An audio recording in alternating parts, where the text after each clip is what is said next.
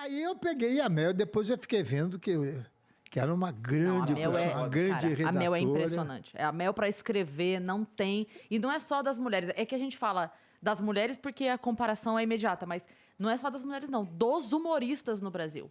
Ela escreve muito, ela produz demais, demais. A Mel Tanto é que quando eu sugeria contratá-la, eu disse, olha, vocês têm que pegá-la não para fazer a praça só, para fazer a programação, alguma coisa, criar alguma coisa, porque ela tem muitas ideias. Vocês que do stand-up, vocês têm muita versatilidade assim, vocês têm coisas ótimas, engraçadas, que hoje em dia não se faz mais. Aquele meu humor está acabando. O humor da praça está nos últimos suspiros. Será, Esse cara? Igor. Eu acho que, assim, existe um público da praça que ele é o público da praça. Por exemplo, minha mãe, meu pai e tudo mais, esses caras aí, eles assistem TV pra caralho. E o que tem de humor na TV, assim? Que tá aí há tanto tempo? Não, desde, sei lá, 87, não é? Comigo? Não, a praça é nossa. A praça tem 35 comigo e 14 com meu pai. Sim, então, é um bagulho por causa de coisa, é uma vida, né? Teve o Miele no meio, não teve? Teve no Rio de Janeiro. É. Foi uma fase muito triste aquela. Por quê? Pelo seguinte, quando fez um ano da morte do meu pai, eu estava na Globo, fazia os Trapalhões. Eu escrevia para o Renato. Você teve a ver com a criação dos Trapalhões? Não, eu sempre... A minha profissão é de redação humorística. Eu sou redator humorístico. Você que tem advogado também, né? Sou, mas não conta pra ninguém, pelo amor de Deus. E podcaster, quer dizer, fica difícil, né? Não, mas desculpa, depois a gente fala sobre Trapalhões. Fala aí dessa fase no Rio que você estava falando. Qual fase? Eu falei do Miele, tu falou que do Miele. Porque meu pai tinha morrido e no primeiro aniversário da morte dele, eu pedi pro Boni para fazer uma missa e botar no Jornal Nacional, faz um ano. Uma coisa... E o Boni começou com meu pai, né? Nós começamos juntos, eu e ele. E o Boni disse, não, o Nóbrega é uma pessoa muito alegre. E você é muito amigo do Chico Anísio. E o Chico fazia o Chico City naquela época. Fala com ele, vê se ele dá um bloco do Chico City para você bota o Banco da Praça. E era uma quarta-feira, dia de reunião deles. E o diretor do Chico era meu irmão mais velho, que é o Carlos Manga. O pouco que eu sei de direção, de ritmo, ele é que me ensinou. Ele foi meu mestre. Ele e Chico Anísio foram duas pessoas que eu via muito.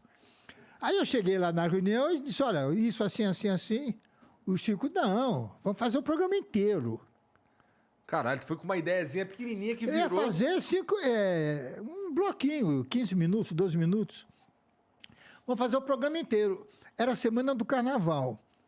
Ele falou, vá para São Paulo, porque eu estava morando em São Paulo ainda, e me traga na quarta-feira um programa pronto. Ah, cara, eu voltei para São Paulo numa velocidade. E eu tinha os baús, eu tinha os textos do meu pai, que meu pai nunca deixou a gente escrever. Ninguém escrevia, só ele, a praça dele. Entendi. Ele tinha muito ciúme. E naquela época era assim, o meu pai tinha a Praça da Alegria, eu e o Jô tínhamos a Família Trapo. Cada redator tinha o programa. Não era como hoje há muito tempo. É uma Na equipe. Família Trapo, tu ainda não aparecia, né? Não, eu só escrevia. Só escrevia. Mas é que o Jô aparecia. O Jô ficou 2 anos. Eu fiquei 4 anos e meio escrevendo. Entendi. Bom, aí eu cheguei na quarta-feira e disse, já levei o programa pronto. E nós fomos fazer o programa. O Manga dirigiu e o Chico Anísio ficou sentado no banco, que o programa era dele, o Chico City. E o meu pai sempre gostaria de ter um neto trabalhando com ele. Aí eu falei, Chico, vamos fazer um negócio. A minha conversa que eu fazia com meu pai uma conversa de pai e filho. Vocês não eram nem nascidos. A graça era que eu falava mal do meu pai e ele falava mal do filho dele. A graça é que eles sabiam que era pai e filho. Maravilhoso. E o Chico queria fazer isso. Você entra, fala mal do Chico Anísio, eu falo mal do Carlos Roberto. Era essa a ideia. Quando eu vim para São Paulo, para escolher os textos, mexer nos textos, Falei, peraí, e se o público não entender a brincadeira? E achar que é Vai sério. ficar antipático. Porque a gente competia, ele tinha o programa dele, eu tinha os Trapalhões. Era meio complicado, né? Aí não havia celular naquela época, Igor. Aí eu liguei do aeroporto e liguei para o Chico. Falei, Chico, tem assim, assim, assim, assim. Ele disse, o que você acha que deve fazer? Quando acabar o Golias, que o Golias sempre encerrava a praça, eu entro e digo, senhor, dá licença, me dá esse jornal que esse banco é meu. E você sai. Assim que você sair, o Beto, que é meu filho mais velho, entra, senta do meu lado e começa a dizer, sabe que o meu pai aí frisa e estava a música, a mesma praça. Ficou uma coisa muito boa. Foi uma choradeira danada, que foi uma coisa muito bonita. E assim foi feito. Assim foi feito. E o doutor Roberto Marinho assistiu o programa, que era para fazer um só. Quando eu cheguei na semana seguinte para fazer os Trapalhões, tinha um recado para procurar o Boni com urgência. Eu fui lá e disse, olha, o doutor Roberto quer a praça agora. Volta para São Paulo e me traga 2 programas. E me traga elenco. Então eu fiquei uns 10 dias correndo atrás de gente, escrevendo, e me coloquei. Porque as raríssimas vezes, que meu pai não pôde gravar, ou fazer ao vivo, como era antigamente, eu ia no lugar dele. Então, eu achava que aquele banco era meu. Aí, para surpresa minha, o Boni disse, não, nem você, nem o Chico Anísio. Falei, mas por quê? Você?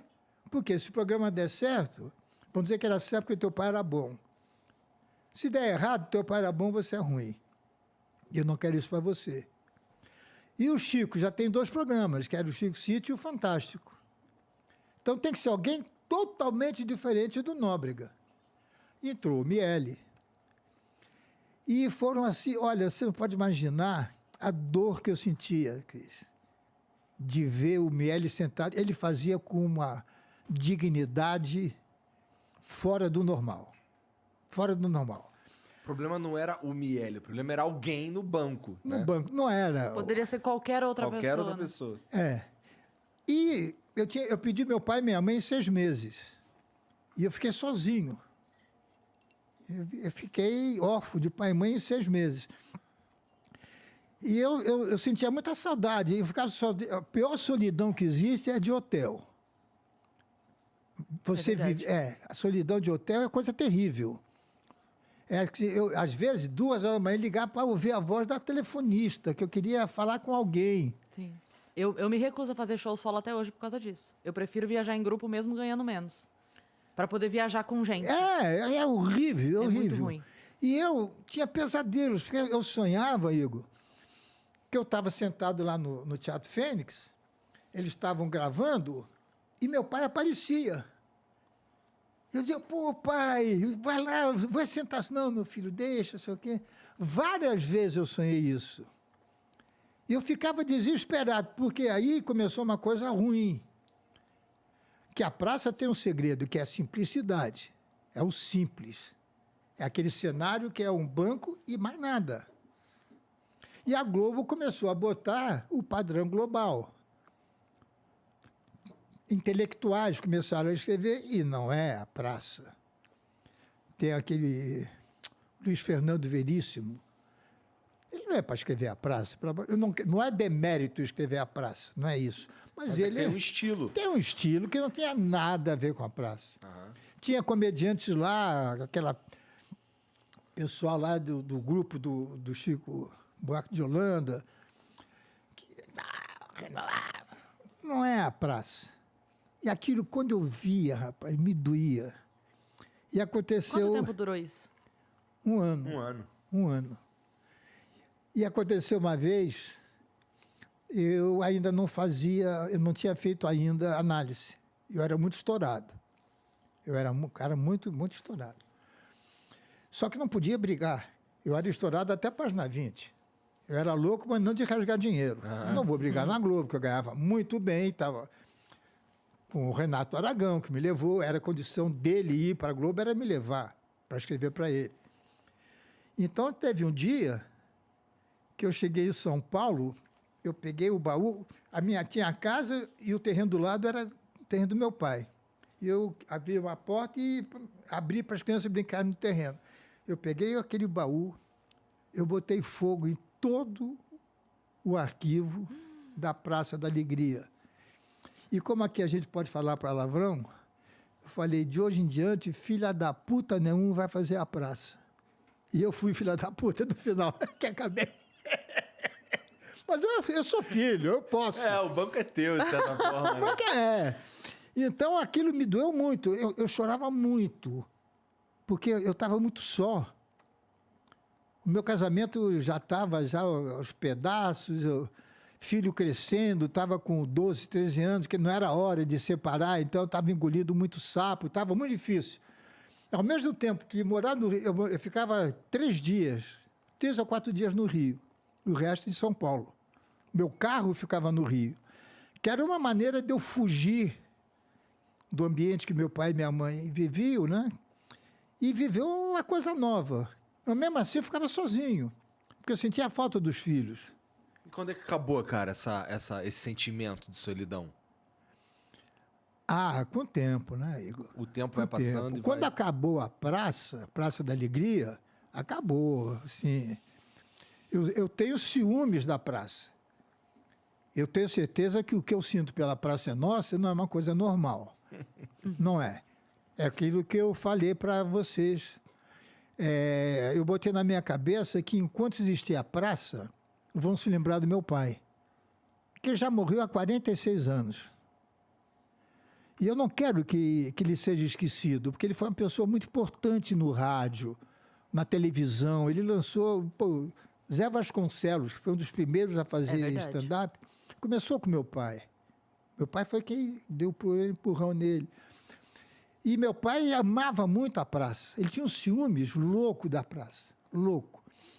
E uma vez aconteceu uma coisa de louco. Olha, se eu estiver falando muito... Não, fica à vontade, cara. Porque a Renata, minha mulher, diz que eu falo demais. Não, fica à vontade.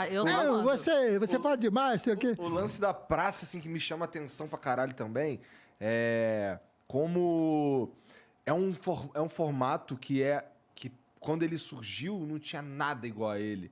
Não tinha ele não era... Porque, assim, o cara senta num banco, vai chegando uma galera diferente ali, ele é... Entra pela esquerda, sai pela direita, entra pelo meio, sai pelo lado, assim, e acabou. Não é como, assim, não bebeu de lugar nenhum, bebeu só da criatividade do cara. Eu acho isso maluco. Acho isso muito foda.